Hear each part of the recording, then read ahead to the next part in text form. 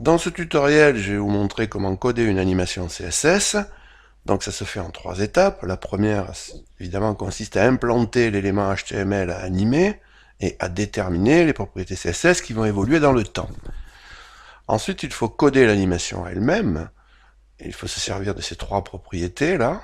La première pour lui donner un nom, la seconde pour lui donner une durée, et la troisième pour dire ce qu'elle fait lorsqu'elle arrive à la fin, est-ce qu'elle reboucle ou est-ce qu'elle repart en arrière. C'est ce genre de choses qu'on précise avec cette propriété. Ensuite, on va coder les étapes avec une règle, ici, celle-ci.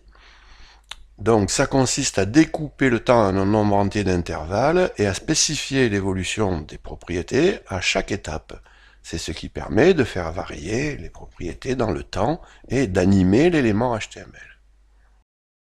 Alors pour illustrer ça, on va faire un petit exercice, je vous montre ce qu'on va faire. Donc un rectangle, on va tout simplement faire varier la largeur du rectangle dans le temps. Bon, on y va. Donc première chose à faire, implanter notre rectangle. Ensuite, on va le cibler, puis lui donner un certain nombre de propriétés. Donc on va se dire, là, on n'est pas obligé, mais bon, on va se dire que c'est cette largeur qui va varier. Et on va laisser le reste, on va pas toucher au reste. Donc maintenant, on va s'attaquer à l'animation elle-même. Donc on va cibler notre rectangle à nouveau, on va donner un nom à notre animation. Ensuite, on va lui donner une durée. Puis on va passer à la règle. Donc la règle suivie du nom de l'animation. Première tranche, première valeur, à 0%, on va dire que la largeur de ce rectangle vaut 100 pixels.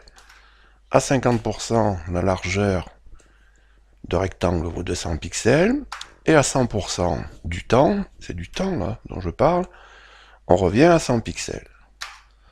Donc là, avec ça, hop, je fais un aller-retour et je m'arrête. Si maintenant j'en veux un petit peu plus, je veux préciser ce que je fais lorsque j'ai terminé, il faut que j'utilise cette propriété-là et que je lui mette une valeur ici infinite pour reboucler en permanence. Donc là, maintenant, j'ai ce battement. Donc vous voyez les 3 étapes. Implanter l'élément, coder l'animation, et ensuite découper en tranches de temps et spécifier l'évolution de la valeur de la propriété. Bon, c'est quand même très simple. Ce tutoriel est terminé, je vous remercie de m'avoir écouté, à bientôt.